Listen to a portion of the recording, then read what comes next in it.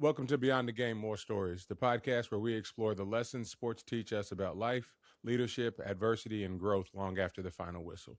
I'm your host, Dwayne Lightfoot Jr. On this show, we sit down with athletes, coaches, parents, leaders, and just others just to have real conversations about the moments that shape us, the different challenges, the victories, big and small, the setbacks, and the overall experiences that stay with us long after the scoreboard goes dark. All right, let's dive into today's episode of Beyond the Game, More Stories. Today's guest has built a life around movement and discipline and helping others to perform their best. He's born in Coventry, England. His journey has taken him across the world, first moving to Sweden before eventually settling in Windsor, Ontario, Canada. Along the way, sports became a central part of his life. His love for endurance sports began early, running cross country in the second grade before moving into the track and field world. He also competed in hockey and soccer, with soccer becoming his primary passion as he played competitively through the age of 18. His path eventually brought him to Detroit, Michigan, where he earned his Doctor of Physical Therapy from Wayne State University. Today, he is a licensed and practicing physical therapist with over 15 years of experience and currently serves as the center manager at Brooks Rehabilitation at their outpatient physical therapy center here in Winter Garden, Florida. But his connection to sports and endurance never stopped.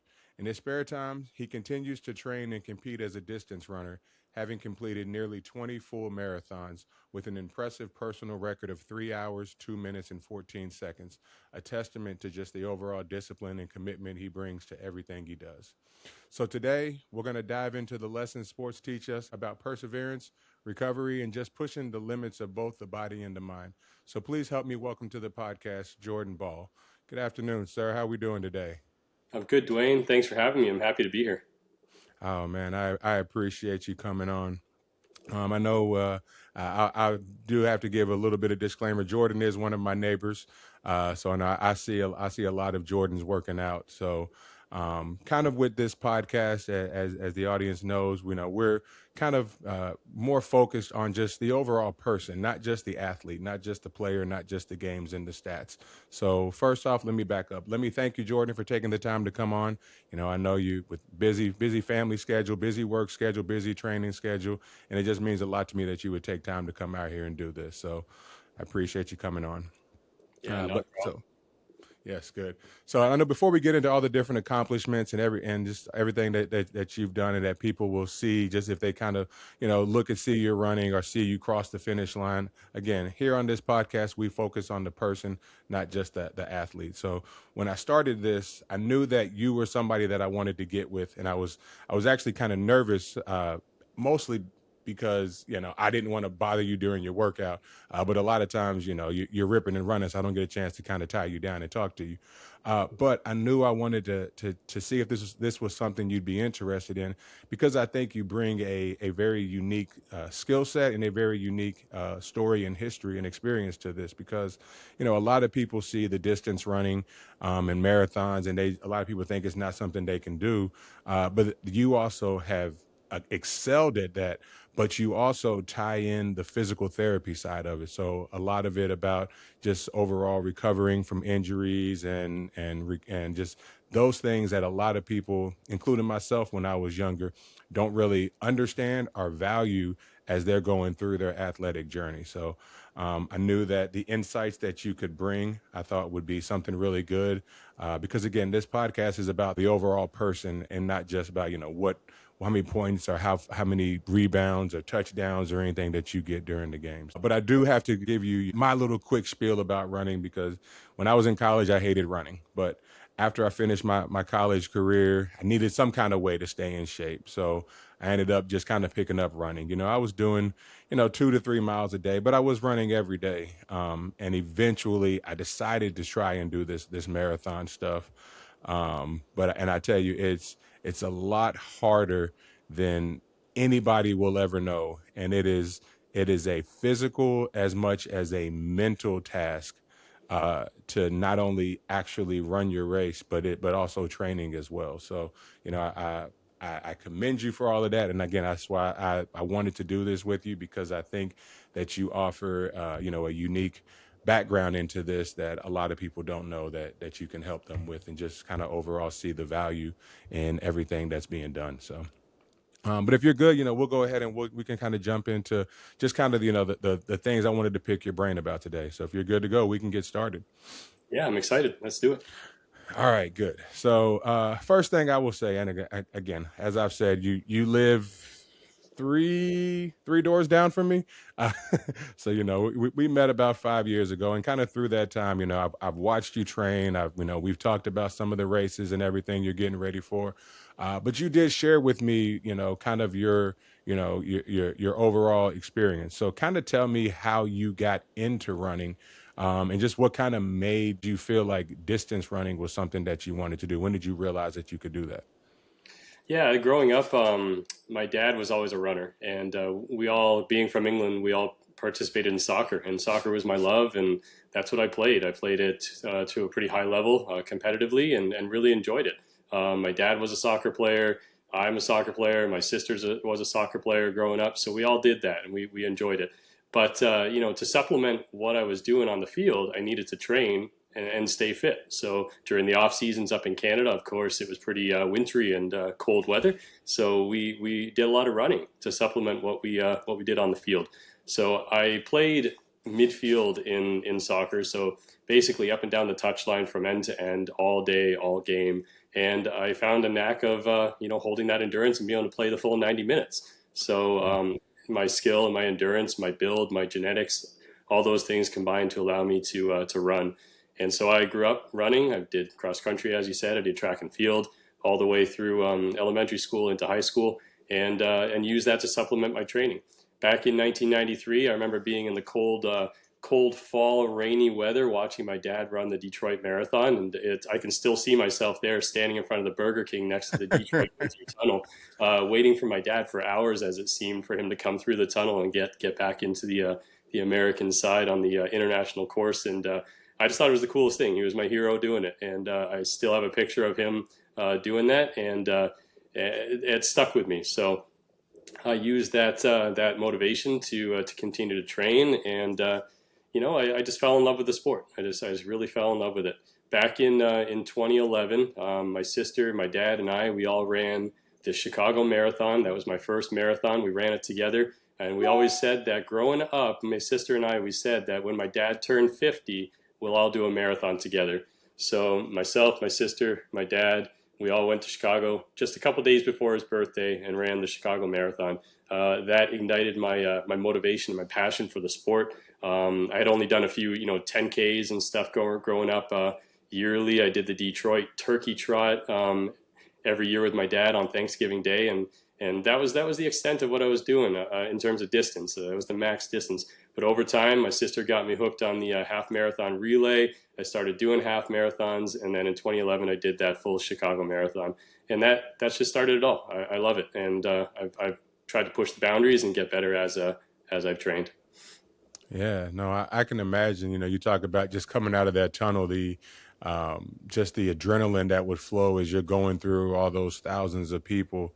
It's that's something that just kind of motivates you to go. And you're maybe 17, 18 miles in, and all of a sudden you just get this burst of adrenaline, and you just run your next mile about a minute below your average pace time. So, but you said something that stuck with me there, because a lot of people don't really understand the sport that is distance and endurance running.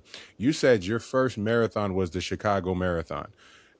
As somebody who's done marathons, I know the Chicago Marathon is one of the more highly competitive, one of the more advanced courses.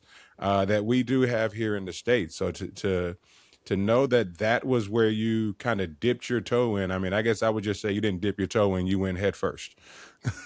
Yeah, that was an amazing opportunity. Right from the city itself, the people around it, the energy leading up to the event when we first touched down at Midway Airport back in the fall of October, 2011. It was just amazing. And then to see the expo at the big exhibition center, it was Hmm. just top class. I mean, it's a marathon major for a reason, and I honestly, not many races have really lived up to that at this point because of the grand spectacle of it. And there's a reason why I've done it 3 times now. I keep going back because I love it. It's just such a spectacle. But yeah, to share that experience with my family, my dad and my sister was a memory that I'll never forget. And like I said, it's the reason why I'm here today. Still running, still pushing the boundaries at 41 years old. Yeah, it was just a great memory, and it fueled my passion and my desire to travel the world and see all kinds of different marathons. Whether it's a world marathon major, they're up to 7 of them now, with Sydney just added, and also Cape Town is in South Africa just added to the candidacy. There might be 8 now marathon majors. So pushing the boundaries to try and get to all of them eventually, but we'll see where this road takes us. Yeah, and that was something that I wanted to talk to you about, and in doing just some research for this episode and interview, I did learn about that. But I want to circle back really quick because I've ran one mini marathon in Chicago, and one thing about Chicago, so I want to see if you had the same experience. In Chicago, as you go along them streets through downtown Chicago, they have those grates that run all the way across the street and that are open, and you can see the lake underneath of you. And I don't know if it was just my shoes or what, but as I would go across these, and again, there's a bunch of them. It's not just like one. You would go across those grates. You could literally feel those things digging into your feet as you go over them. And that was something that I did not like at all when I was doing my races. But again, I like them because, like you said, the scenicness of it. I don't know if that's a real word, but being able to just see the city from a different view.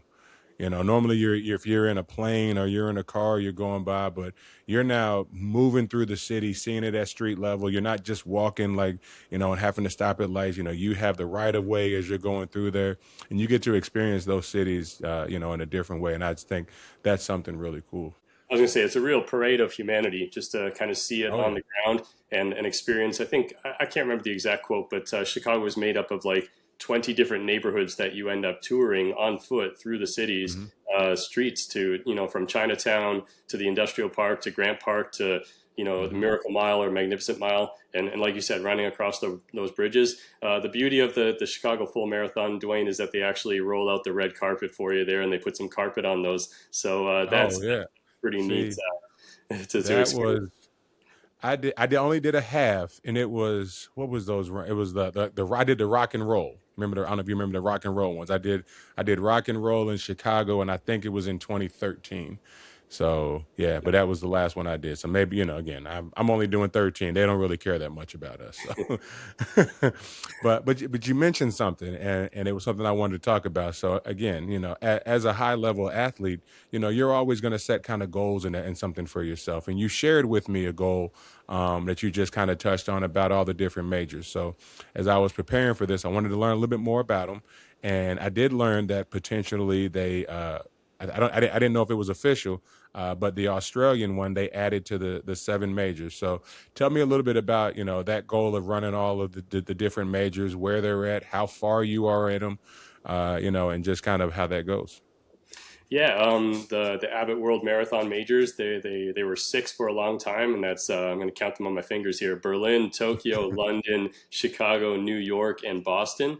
And then just last year was the inaugural Sydney event over in Australia. So they go through a candidacy process for a couple of years where they have to meet different criteria in terms of you know logistical things, road support, road closures, overall number of registrants for each event. So it takes a couple of years for them to do that. And Sydney was added after they qualified last year. They ran the event, so they attracted some real high level Olympic marathoners. Eliud Kipchoge was there, Sifan Hassan was there. They got a lot of great talent, and they had a flawless event from what I hear. And then, like I said, this year Cape Town in South Africa is looking to become number 8, and there's also one in Shanghai that's kind of wanting to enter the fold, if you will. So my goal, running all 6, has kind of become even harder now with the possibility that there could be up to 9 in the next few years.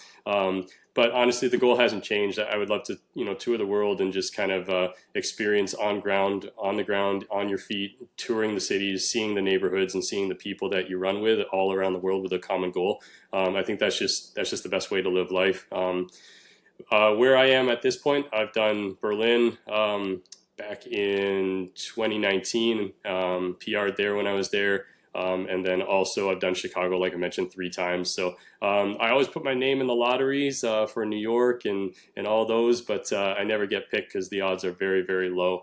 Unfortunately, the qualifying times right now are just a little bit outside of my talent level or performance level, just a couple minutes shy of that elusive New York qualifying time, being at a 3:02 now. But I have qualified for Boston 3 times now, but unfortunately, I'm always a victim of the extra cutoff because of the sheer amount of qualifiers that they have. So a couple of years ago, I got my first BQ here in Disney. Thought I had about over 6.5 minutes to play with, entering a new age bracket at the age of 40, but unfortunately, a lot of other runners made the same qualifying standards, so they had to cut it down by 6 minutes and 52 seconds. So I missed by 9 seconds. I was devastated, but you go again and you keep trying and you keep persevering. So slowly chipping away, got my PR down to 3:02. I just got to break 3 hours, and truly, Dwayne, if you ask me, I'll be okay if I don't travel to all the marathon majors, but my heart lies on breaking that 3 hour,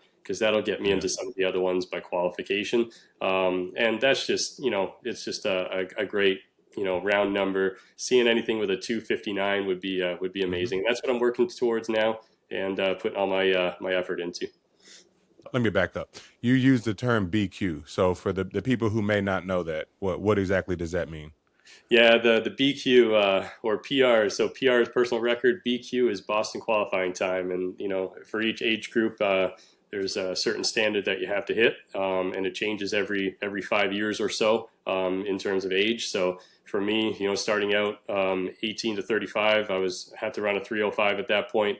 Then I entered, the 36 to 40-year-old group or whatever it is, and that becomes 3:10. You get a few minutes each time, but unfortunately, with my particular age group and just the passage of time, modern shoe technology, people getting fitter, living healthier lives, those standards that were there in place when I first started running have gotten actually a little bit more strict. So a couple of years ago, they decided that the 40-year-olds didn't have to run 3:10 anymore, and they bumped it down to 3:05. So again, I've had to run 3:05 to qualify for Boston since my first marathon back in 2011 up until this present day, even though I'm 15 years older. So it's a battle, but we keep plugging away, and that's why my true goal to allow me to pursue some other goals in the running world would be to break 3 hours. So that's it. Yeah, no, I remember when I first started, I did a half. My goal, I had 2 goals. I said I want to run the whole thing, not walk, and I want to make it in under 2 hours. So to think that you're doing a whole nother half a marathon in an hour. Um, but no, what I was thinking of when, so when you told me that you did the 3:02, again, just the competitive side of me looked at it and it was like, dang, that's very, very close. And again, I don't know. I didn't understand anything about the qualifying times that you had to have for the age group. I was like, dang, that's really close to just breaking that 3 hours. You're just like, if I cut off, 15 seconds off of each mile, I could have hit that. And now that becomes like what I want to do. I'm that close. I could have broke the 3 hours, but now to do it, I got to run a whole nother marathon just to have the opportunity to break 3 hours. So yeah. So, a lot of people don't understand, running for that long, it is a taxing toll on your body, and it is a talent that does require a lot of work and just a lot of, again, just mental, because you can, again, I've done 2 fulls, I got to mile 17 and I was just like, I'm still running. I got to mile 13.1 and I'm like, I got to do a whole nother half marathon just to finish this. So, that just breaking through that mental block, is really good. Really good practice for other things you're going to deal with in life. Um, so, like as you said, running became important to you, in your life. And then 2011, you did your first one. I lost my one of my really good friends to cancer in 2011, and that's the kind of what therapy. I use running as that therapy. I was able to get out there and just block out my mind and just go do. I'm out there for 20, 30 minutes, 3, 4 miles, and just not think about anything, not worry about what I'm stressing over or what I lost. And so again, I going through that. I had a buddy that just messaged me. I'm from Kentucky, and one thing that we're known for is the Kentucky Derby. And with the Kentucky Derby, they do a marathon and a half marathon. So I had a buddy. He hit me up 3 weeks before the race, and he was like, "Hey man, I got this extra bib," and that's why I learned the term ghost running it. He was like, "So I'm gonna run the half marathon. Why don't you run it with me?" I'm like, "The most I've run is like 5 miles. You want me to go out here and run 13 miles?"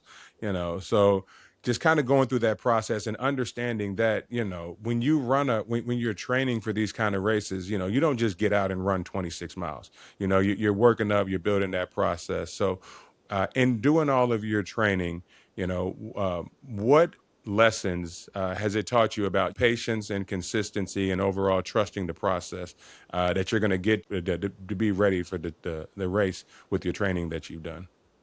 Yeah, when I was first starting to run, everything was about like just let's run as fast as I can, as hard as I can every single day. You're gonna get better. That whole beat yesterday kind of mentality. That'll get you so far, but once you start messing around with longer distances, you can't do that anymore. You got to be a lot more patient, like you said. You got to develop consistency and good habits. So through my running, obviously being consistent, showing up every single day to build a foundation that you can kind of platform and spring off of. That's the key. When you're preparing for a marathon or any endurance event, regardless of the distance, whether it's a 5K, a 10K, a half, or a full, or even those crazy guys out there doing the ultras, you got to have Hmm. a sound foundation. You got to lay the necessities down so that you can build safely. We don't build a house starting at the roof. We got to build brick by brick, layer by layer, and see those walls and the foundation build so that we can support our endeavors or support that roof or that loft, that beautiful house that you have. So not much the same as construction. You want to build that base, and that takes time. You got to literally put session by session by session by session, brick by brick, to build this structure. And that's not only your physical structure with your body, your muscles, your tendons, your endurance, your heart, your cardiovascular system, everything, but also your mental side as well. You got to be able to withstand the grind, as they say, to get there. So obviously you need to be consistent. You need to have patience to do that. And you got to have intention as well. A lot of intentionality has to be put into place where when you're deciding on what you're going to do each and every day. Session by session, you may have a session where you're doing speed work, or you're doing threshold or tempo work, or you're doing a long run. You can't forget those easy runs too. Those are bricks that count just as much, and that's where the adaptations physiologically actually happen. You're allowing your body to absorb actively the stress that you've been putting yourself through with the harder session days. That being said too, you can't just run every single day. You gotta allow yourself to absorb things and listen to your body at the same time, and that requires patience and consistency, and also a bit of faith in what you're doing. You got to know when to put the brakes on, take a rest, listen to your body, and get back to it when you need to. Some people can run every single day. I am not one of those people. I have to have a couple days of the week, whether I'm completely resting or doing something completely different like cycling.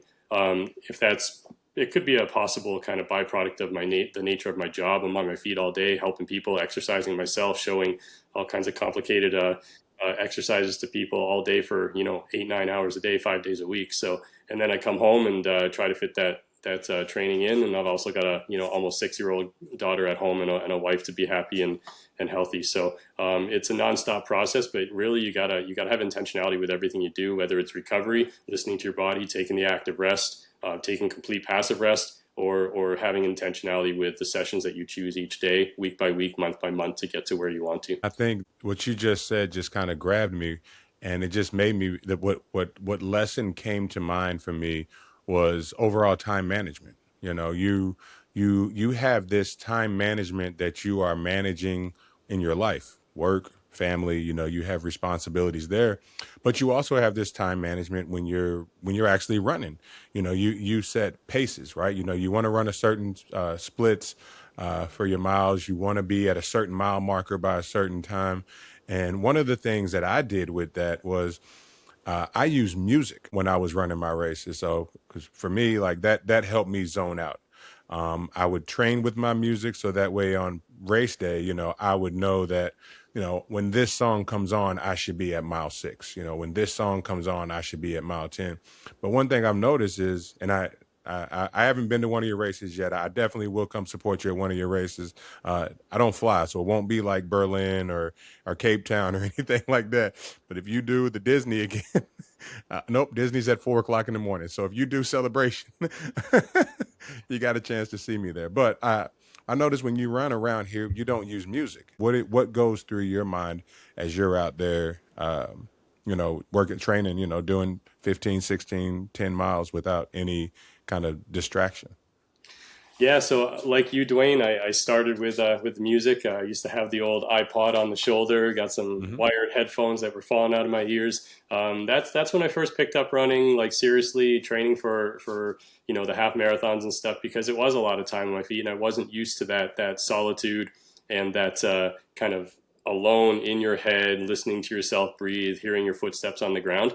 So I did. I needed that. I needed that ability to kind of dissociate and distract. But over time, as my goals changed, I wanted to become more kind of in focus with my body and just kind of hearing my heart rate, hearing my footprints on the floor, hearing my cadence as I got tired, and just knowing how hard you're pushing yourself and feeling that viscerally. That's why I don't run with music. I honestly feel that I want to be in tune with what my body's doing, how I'm responding, kind of hearing myself breathe heavier when I'm going up or down a hill. So I just want that complete ability to kind of focus in on what I'm doing. And besides, a lot of the products out there nowadays just fall out of my ears, so they Yeah. don't stay in very well. But yeah, it's the other thing too. There's a safety aspect too. Here where we live, Dwayne, we're pretty fortunate that it's a closed community. I can run safely any time of the day pretty much and not worry. But you got to be careful. I'm never going to race with headphones because you just never know what's going to happen on course. But the true nature of it, just I want to be in touch with my body viscerally. There's obviously a lot of tricks that you got to go through to be able to get to that point and to kind of keep that motivation and keep that focus, because it is easy to distract yourself and not pay attention and lose cadence and rhythm. So. And you just kind of mentioned that, just kind of being locked in on yourself. You know, one thing about this is, you know, most of the work for marathons happen when nobody's watching. You know, like I said, a lot of times I see you, I've seen you with your light on your head. You know, you come home from work, you know, it gets dark in Florida early sometimes, and, you know, you're out there running. So, you know, whether it's early mornings or long miles or just training alone, you know, like I said, a lot of that work is done on your own, but nobody's watching. So I guess, can you kind of tell me a little bit about how you stay motivated and disciplined during those moments when the only person that's holding you accountable is yourself? Yeah, that accountability comes to me from just setting goals and being that competitive person.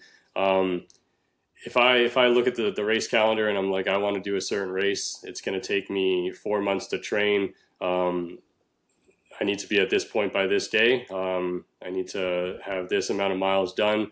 That's always in the back of my head. And you know, the things that you see with me running the miles down the road, and coming home from work and within 10 minutes out the door again to get those miles done. So I'm not interfering too much with family time. All those things. Um, it takes a lot of time management and effort. But the other things too, the going to bed early, the eating the Mhm. right things, the sacrificing, extra desserts after dinner. Those are things that people don't see, like you said, and you're doing that because you love what you do, and you have a desire to accomplish a goal. And some people say these goals are silly, they're selfish, but truly, what holds me accountable is the fact that my daughter's watching, and I want to set a great example for her. She She loves it when I come home and I tell her that I had a great run or a great race. She accompanies us to all my events, and if they have a kids race, well, she's gonna be participating in it. She's only 5. She's done 2 or 3 years of these kids races, ranging from 100 meters to 200 meters to a quarter mile. Just in January here, we had the opportunity to go up to Tallahassee to watch the World Cross Country Championships, and that was an amazing experience. And they had a kids run too, 2 kilometers, and on a world class cross country course that included sand pits, water pits, wooden logs to jump over, mud pits, a massive man-made roller coaster type structure up and down. She did it. She did the 2K with me, and we had the time of our lives. So I'm not just accountable to myself and my training plan, but I'm also accountable to the legacy that I want to leave to my family and be a positive role model, not only for like my wife, my daughter, my other extended family, but to the same extent to my professional realm too, with my patients. They ask me all the time about my running and what I'm up to, and they often think that it's an amazing feat. And I tell them that their marathon is their rehab from their stroke or their rehab from their knee replacement. We want to get them back to walking 5Ks and 10Ks. So again, I'm accountable to a lot of people. Not only myself, like I said, running is often seen as a bit of a selfish thing, but when you break it down to why you do it, it's very much not selfish, and you're trying to please and show the right road to a lot of different people. Yeah, that why is what drives a lot of athletes, and just a lot of people in life. Why am I doing this? I'm doing this. Like I said, people may see it as selfish, but I'm not doing it. I'm not doing everything that I'm doing for me. I kind of related to my journey. When I was playing basketball, I wasn't playing basketball for myself. My goal was to try and make a better foundation for my family, the one that I was going to have future and the one that I had past, my parents. I told my mom when I was a little kid, I'm going to use this game and I'm going to buy you a house. I wanted to give her that house that I felt, she deserved for everything that she did for me, everything that she put up with me. So like I knew that was why I did it.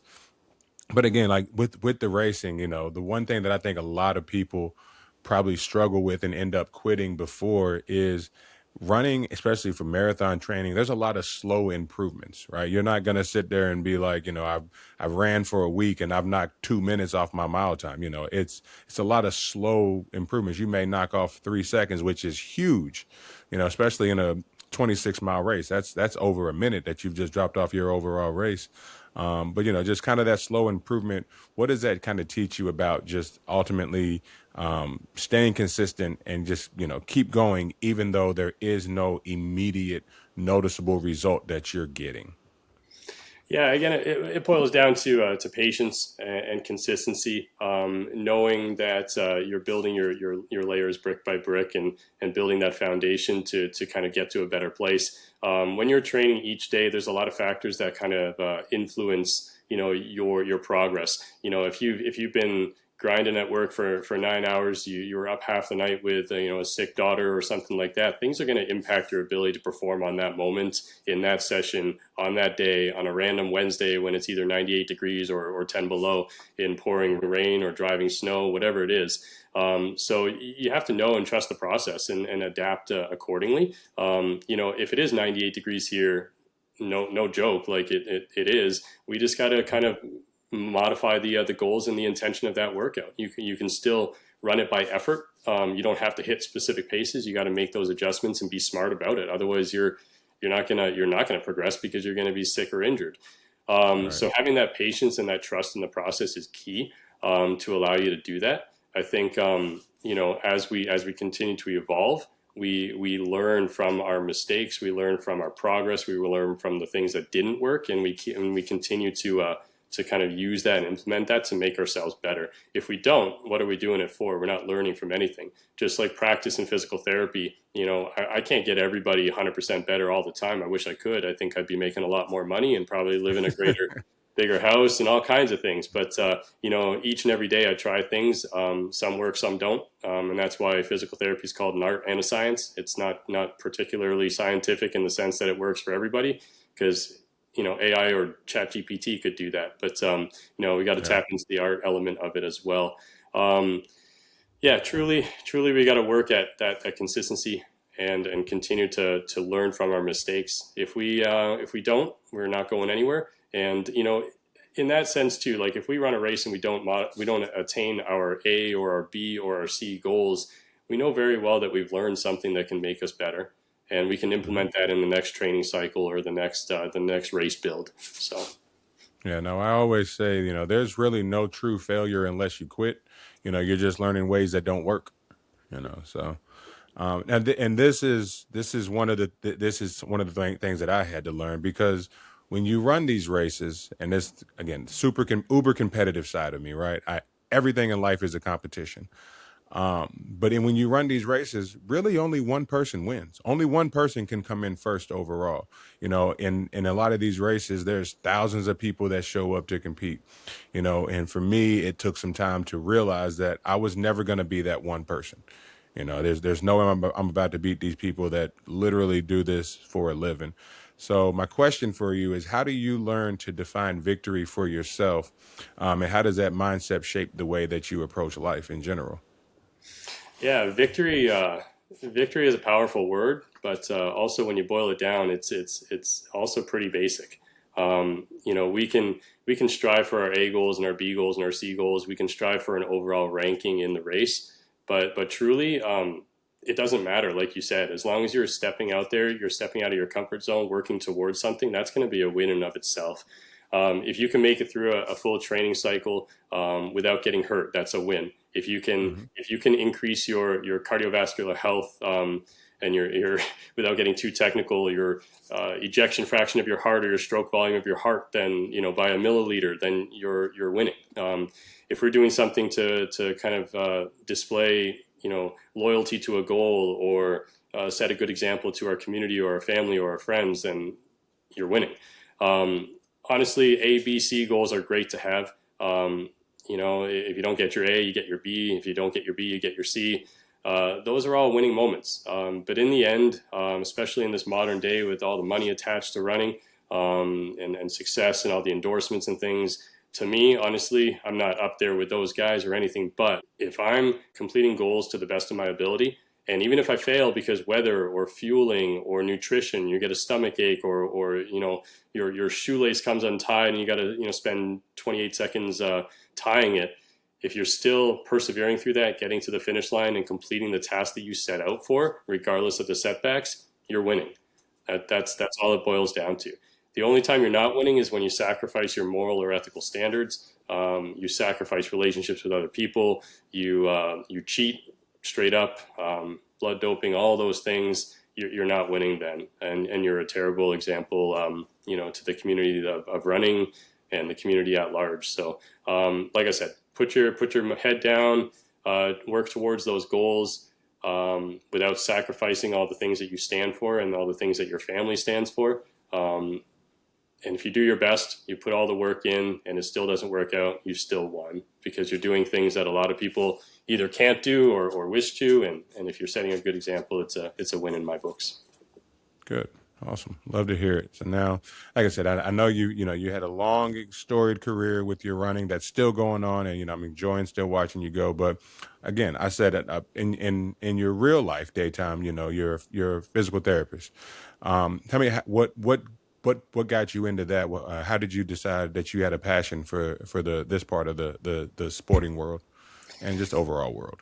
Yeah, physical therapy was always something that kind of stuck with me in the back of my mind, mainly due to my interest in sports and athletics, but also the science behind how the body recovers and heals, and my fascination with the body's ability to recover from injury and illness. And I just thought it was amazing, that humans can actually facilitate that process and speed it up or help it along. And if I can do that for someone to get them back to the quality of life that they're desiring, and whether that's picking up their grandkids, or running a 5K, or climbing Mount Everest after knee surgery or back pain or a stroke, I'm super happy about that. And I think it's an amazing superpower that we have, that we can kind of tap into to get people's lives back. So yeah, just a fascination with the science, the physiology, always knew that I wanted to do something healthcare related, and physical therapy kind of came to the forefront. Myself, I had numerous episodes of physical therapy myself, so I think that helps to understand as a patient what it takes and what it goes through, and have those professionals taking care of you and guiding you through along that process. I think can make a lasting impact. I can still feel the stretching on my elbow from when I was 8 years old when I fractured that pretty significantly. Had 6 months of therapy, and the lady that worked me, yeah, she saved my elbow. So I'm super thankful for that, and it's a big chunk in the reason why I'm a physical therapist now. Yeah, and a lot of times we find that as kids, an experience that we have kind of directs us in the direction that we want to go for our overall career. So you mentioned your elbow injury, but I do know that around 2016, you were kind of hitting your stride, getting a lot of PRs, and then again personal records that. But you ended up suffering a significant injury, and so can you kind of tell me a little bit about that? Because I know that took you a full year to recover from, and kind of going through that process. You had several setbacks trying to get back into running. So what did that overall experience teach you about overall adversity, the recovering process, and just the overall determination to get back to running? Yeah, back in 2016, I was 5 years on from doing my first marathon, and I was gung ho. I absolutely loved it. At the time, I had a job as a physical therapist that really allowed me to train a lot more, just based on my schedule and my hours. So I started to really kind of go after my goals. I started to feel progress. I started to push the limits, and I started reading a lot of books about training plans for a lot of different athletes that were probably too advanced for myself at that point in time. But I had the belief and the willpower to do it, the determination to go through it, and stacking multiple 60+ mile weeks in a row during the summer of 2016 to get real fit. I ended up developing a femoral stress fracture. At the time, I was living in Canada, so the healthcare system's a bit slow over there, and it took a long time to kind of figure out what was wrong. Took forever to get diagnostic imaging, took forever to get results, and unfortunately, it kind of dragged out over time. But with the femoral stress fracture, there's not a lot you can do except for cross train at a low impact and continue to kind of work on general strength. But running was out of the equation, unfortunately, for quite some time. I tried to come back slowly with walk jog, just from using the knowledge that I have as a physical therapist after doing cross training for many months and not running a single mile, and doing the walk jogs, slowly building up, and the pain would creep back, and it wasn't to the point where it was fractured again, but it just showed me the warning signs that I was ignoring initially. You shut it back down, wait another bit, do some more cross training, get good on the bike, do your strength training, your yoga, your flexibility exercises to supplement and bide time, and then you just keep going back to the walk jog. So eventually, I was able to get back to it, but it did require a lot of patience and a lot of growth on my own kind of mentality, understanding that your body is a specimen that you can't rush. You really have to give it its time. We know now that there's certain healing times for certain body tissues, and we're well versed in that as physical therapists. And unfortunately, you just can't rush that. But what you can do is develop other skills that allow you to kind of build upon that and allow you to kind of get back to the goals that you want. Yeah, no, I understand. Recovering from an injury is a mental strain on a lot of athletes, and that's sometimes something that makes an athlete quit. And they just don't have that determination of here's that setback. It's never going to be the same again. I'm never going to be able to run. I'm never going to be able to jump. I totally commend you for having that and being able to push through that, and just that determination to get back, and not only get back, but actually get better. Because you just hit your PR this past January, so that's an amazing thing to hear. So. I will say, like, as a teenager, this was something that I didn't understand, right? I was, again, teenagers, we're invincible. It doesn't matter. I could walk in the gym and I could dunk a basketball. So I literally never stretched, I never took a day off. My body was just go, go, go, but now that I'm older, I literally feel all of that I didn't do. So, I guess from your perspective as a physical therapist, what is something that not only athletes, but people should understand about the value of rest and recovery to ensure that they're taking care of their bodies before an injury and they're forced to learn that lesson the hard way? Yeah, I think understanding the fact that, again, like our bodies have specific healing times is super important. Bone heals at a certain rate, ligaments and tendons heal at a certain rate. It doesn't matter who you are, how much money you have, what access to resources you have. A bone is going to heal. A long bone in the lower extremity is going to heal in 12 to 16 weeks. An ACL reconstruction is probably going to take at least 9 to 12 months, even for the most skilled, highest level athlete with the best resources. So understanding that we can't rush that is super important. In terms of injury prevention, we, again, going back to the training analogy of building that house, we have to have our building blocks in place. Especially as we age and our body sort of deteriorates, we have to kind of put more eggs into that basket. I often talk with patients about the 80-20 kind of rule and the good old example of Tom Brady. I often say that, when Tom Brady or any athlete is at their prime, they spend 80% of their time playing and 20% of their time kind of recovering or practicing. Maybe that's true, maybe that's not. But basically, as we age, that ratio does a complete flip-flop. You're going to spend 20% of the time, performing at the highest level and 80% recovering as we age. Our body, our joints, our muscles, they lose the nutrients and everything that holds them together, and we weaken over time, and we have to kind of spend more time doing the prehab or the recovery to allow us to continue doing the activities that we want to do. And as we age, decade by decade, that becomes more and more important. Supplemental things like strength training, low impact exercises in the pool for runners, light aerobic things for elderly individuals, flexibility, yoga, tai chi, all those things are there for a reason why they've been around since the medieval ages, basically. All these things can help supplement what we do and keep us active. I think as athletes, we just want to participate and compete all the time. But unfortunately, if we do that, we're not going to have the body that's going to be able to handle that load. So education is a super important aspect of what we do as physical therapists. It allows us to kind of confront that with patients who may have some expectations that may not fit where they are at that point in time.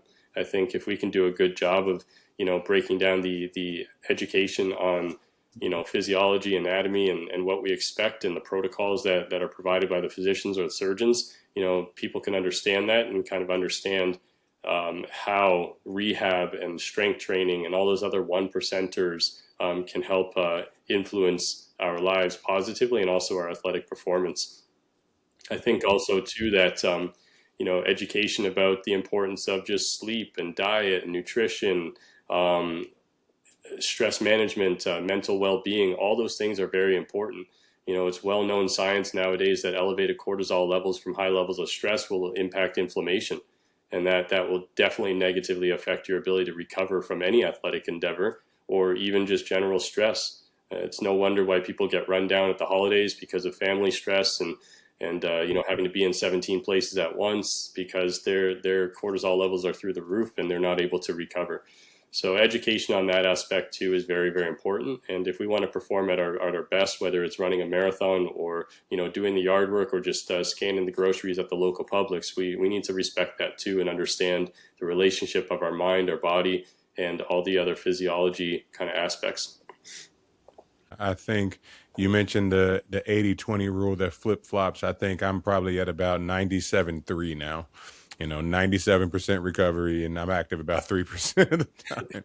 So yeah, so just kind of looking more into the overall rehab. We've talked a lot about just kind of the patients that come with it because again that you may not always recover in the time that you want to. So what would you think are some lessons that athletes or just overall just your patients learn about being patient during that maybe an athlete may not learn during competition?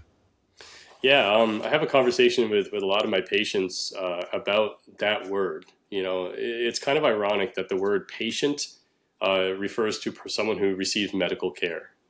whether physical therapy, surgeon, dental, whatever it is. But also in the same language, in the same English language, the word patience means to be tolerant with time. And it's just really weird that patients are never patient, Right. Yeah. right? Even though they're So a patient.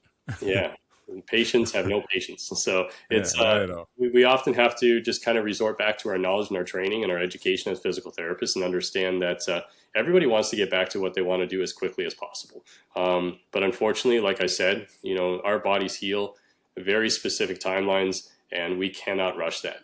What we can do is strive, and I often cue my patients to kind of internalize this and put it into practice. But what we can do to help this process along is be compliant with what your surgeon or your doctor or your physical therapist is telling you, because they're telling you because that's what they're educated and what experience has shown to be beneficial.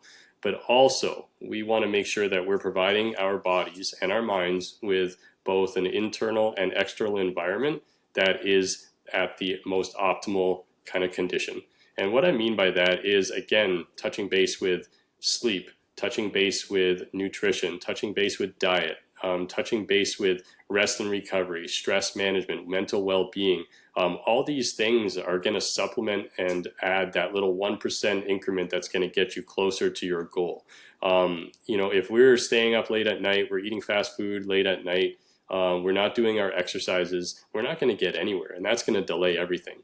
What we can control is what we put in our bodies, the media we consume, all those things. So if we can kind of dial in that and kind of create an optimal internal and external environment for our patients and our recovery, that's going to help us get closer to those expected timelines. If we don't, that 6-week ankle sprain recovery might be 8 weeks. It might be 10 weeks. It might gradually creep up longer and longer. But yeah, you have to be compliant with prescribed exercises and diligent with doing what your trusted healthcare professional is asking you to do. There's no shortcuts in the physical therapy world, just like there's no shortcuts in marathon training or grinding your way to the NBA. You have to put in the time, you have to do the work. And there's no shortcuts. Yes, you can help it along by paying attention to the things I mentioned. But yeah, you just have to be patient and trust the process for sure. Yeah, absolutely. The fact that people want to try to find ways to cheat the process is what ultimately creates a situation where they're not going to be as successful as they could be. And that's just that to me just overall goes with just the discipline, like you're saying. So kind of in the rehab, what it requires that, like you said, that different kind of discipline. But is there anything else that you can think? I know you listed a lot of things. Anything else that you think that would separate, an athlete or a patient from a successful recovery to those who actually struggle with it? Anything? What's the most common thing that you see? The Is it most just the common rushing the process? Yeah, the most common thing that I see is just a lack of compliance. Thinking that doing the exercises or the interventions that we ask for, 2 or 3 times a week in physical therapy is going to be good enough. We give you guys home exercise programs for a reason, and that's to supplement what we're doing so we can gradually progress in therapy within the clinic. We can make more gains and more progress from each session. If we practice something, we're going to expect that a patient does that outside of the Hmm. therapy clinic so that they can build the next time that they come. I often use the analogy with my patients that I'm going to put a ring of fire in front of them, and if they can jump through it unscathed and not get hurt or burned, then we'll move on and we'll make it harder. We'll make that ring, 2 feet smaller in diameter and put more flames on it. And Hmm. that kind of gets people to understand what we're trying to do. But if your ACL is reconstructed and you can't activate your quad, can't lift your leg without that bending, you got a quads leg and extreme weakness, we can't move on. You're not going to be able to stand up straight. You're not going to be able to support your body weight. You're not going to be able to walk. You're not going to be able to surely not run and jump. So we have to really make sure that we're being compliant. A lot of people struggle with investing that 3 hours a week, 1 hour session 3 times a week with their physical therapist, and often find excuses not to come. Oh, my daughter's sick. Whatever it may be. There's a lot of excuses, and sometimes that goes in. This is a little bit of tangent, but if their quality of care isn't what they're expecting, then maybe they come up with those excuses quite easily. But if you have a skilled therapist who's giving you them all their all to help you, you got to reciprocate that investment of time and effort, because your therapist is going to build upon each session to do that. So compliance is a big factor in success. There's no other thing that's going to make them better. Yeah, I understand. I'm not the best patient, but I've learned in my older life I've got to be a much better, more compliant patient, like you're saying. That's how you're gonna get back to, your what they call quality of life. So again, like I said, I wanted to dive in a little bit about your the sports background, but also wanted to dive into the physical therapy side of it, because I think that is a huge part of not only athletics but life. Because we're all at some point in time going to have some kind of injury, and it's just how do we best prepare. You use the term prehab, and how do we get through the rehab portion of it. So I want to pick things up a little bit here, so we're going to kind of jump into kind of what I call a little this or that, just kind of some quick hits. We'll go through here. I'll either ask you a question or I'll give you a couple things to choose from. You tell me first reaction, just go with your gut, no wrong answer. Tell me which one you would pick or what your answer is. The only rule I have is you can't say both. All right. So no wrong answers here. Just, take a deep breath, trust your instincts, and, and we'll just fire these off to you. All right. Sounds good. All right. So what is the most scenic race out of everyone that you've done throughout the world?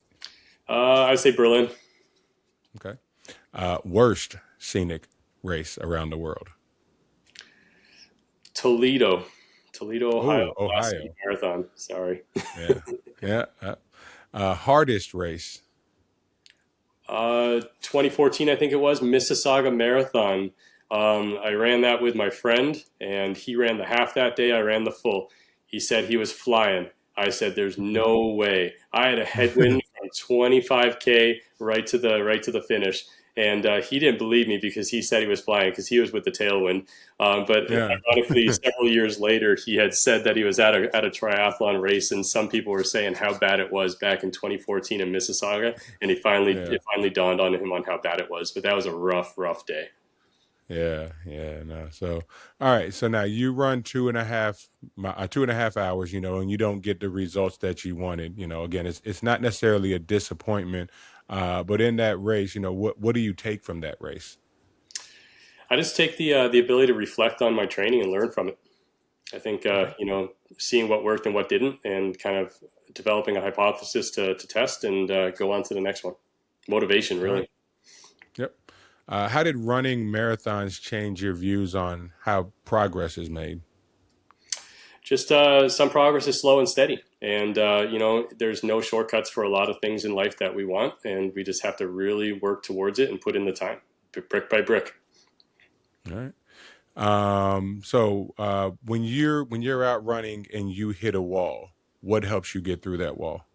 Oh, there's a lot of motivational sources that come into my brain as I'm getting to that point. And it also depends. This is a long answer. I'm sorry, Dwayne, but No, you're good. uh, Go ahead. this comes from all kinds of things. If I have a competitor that I know is in the race, I'm gonna say that I'm not gonna give them a second. I'm gonna Hmm.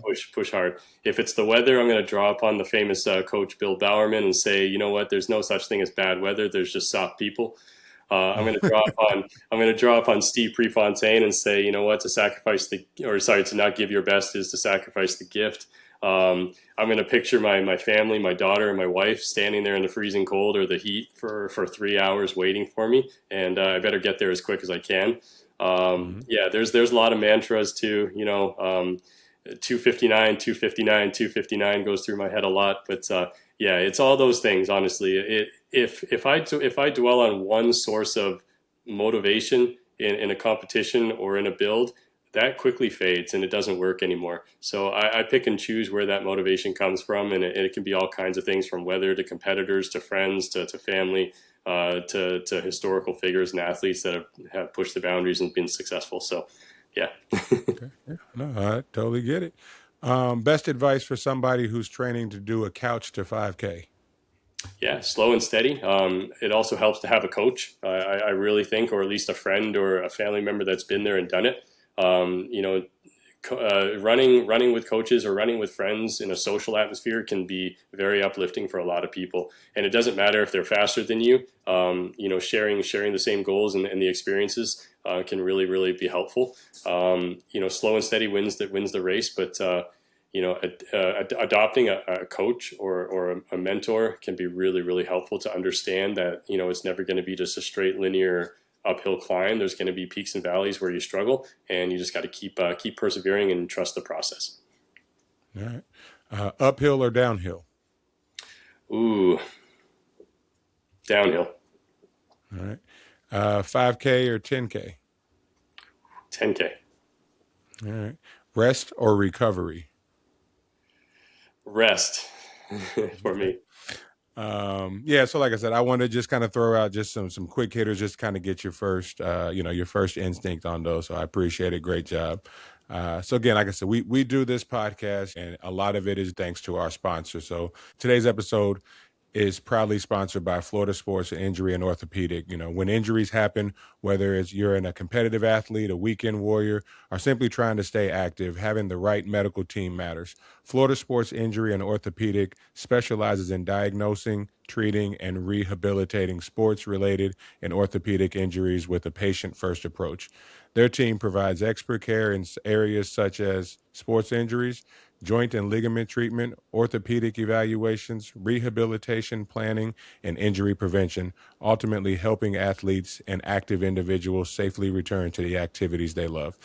What sets Florida Sports Injury and Orthopedic apart is their commitment to personalized treatment plans, advanced medical techniques, and a deep understanding of the demands that athletes place on their bodies. From the first consultation through recovery, their goal is to help every patient move forward, perform better, and live pain-free. If you're dealing with an injury or simply want expert guidance on protecting your body and staying active, Florida Sports Injury and Orthopedic is here to help. Learn more or schedule an appointment today by visiting their website or by contacting their office. Florida Sports Injury and Orthopedic, keeping athletes moving and communities healthy. All right, Jordan. So again, I appreciate you. So as we kind of wrap up today's episode, again, I want to thank Florida Sports Injury and Orthopedic, but I also want to thank you for coming on, taking your time out to just give us a little bit of the insight of what it takes to become an endurance runner, but also just trying to teach us more about the importance of physical therapy, of rest and recovery, and just ultimately taking care of our bodies. And I love the fact that you hit on, not just the exercise that we do, but you hit on sleeping, you hit on the dietary portion of it. So, I think that is something that a lot of people don't know. The education part of it that you mentioned is very helpful to a lot of athletes and regular people. So I truly appreciate the openness and perspective that you brought through here today. But before I close out, I always want to give you the opportunity to share with the audience anything that you got going on, whether it's an upcoming race you're training for, or it's something that's going on at Brooks that you guys are doing, social media, or just anything else that you would like the people to know about, your journey and kind of what you have going on. So I take a moment to give you the floor. So the floor is yours, sir. All right, thanks, Dwayne. It's been a pleasure to work with you here tonight and share my story. It's been a great experience. Personally, I'm kind of in a little bit of a limbo with my running. Kind of battling a little bit of an injury myself right now. Just kind of getting through that and doing the right things. So I haven't exactly picked my next event, but I think it's probably going to be sometime in November and likely in Indianapolis. Maybe going to go to the Indian Monumental full. Mm-hmm. That's on my radar as long as my foot heals up. But I'll be in Detroit Thanksgiving Day as always with my dad, my sister, and my family. That's been a great event for us for 30 plus years. We do it every year, no matter where we are. We all meet there, and we'll be there for sure. So I'm excited for all those events. Professionally, I'm over at Brooks in Winter Garden, treating patients and doing everything we can to keep people active and with happy quality lives. More information is available on Facebook under Brooks Rehab and also on the website. So that's a great endeavor. But besides Brooks, physical therapy has the power to change people's lives in all kinds of ways. So if you're experiencing something and you haven't had physical therapy in the past, by all means, get to your local physical therapist and see what they can do for you. And I appreciate that, just you sharing it and just understanding physical therapy is for everybody. You don't have to be coming out of surgery. You want to just tighten things up, or you just want to get back to just the quality of life you had at an earlier age. I am a frequent flyer at my local physical therapy office because I've had several injuries that sneak up on you when you after you cross that 40 threshold. I will give you two things really quick. As somebody who spent 5 years in Indianapolis, Monumental Marathon, I hear is amazing. Never done it, but just to kind of go around that circle down there, even though it is Indianapolis, but again, you're from Canada, so this might not bother you as much. But it's going to be cold in November in Indianapolis.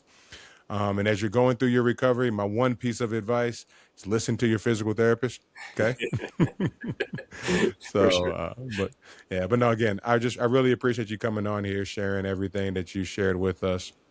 And then for anybody listening, watching, we thank you for taking the opportunity to spend a little bit of your day with us. We ask that you like and subscribe if anything in here touched you. We're everywhere that they deliver content. We're on Instagram, Facebook, Apple Podcasts, Amazon Prime. We're on Spotify. We're everywhere that you guys want to get your content from. And if something that was said today, some of Jordan's story touches you, or somebody who it could be impactful for, I ask that you kind of share this with them. Forward the link over to them. Let them hear the story, because here at Beyond the Game, more stories. We believe everybody has a story that somebody needs to hear, and we're just trying to create that platform to connect the two. So again, if you need more information on Beyond the Game, more stories, visit our website, www.btgms.com. On there, we got plenty of content, as well as your shop for official Beyond the Game, more stories merchandise. So again, I'm your host today, Dwayne Lightfoot Jr. I thank you, Jordan Ball, for coming on here and sharing your story with us, and just some tips and tricks to kind of help keep everybody into the game. But remember, though, the games may end, but the lessons never do. So those last a lifetime. But until the next time, we will see you beyond the game.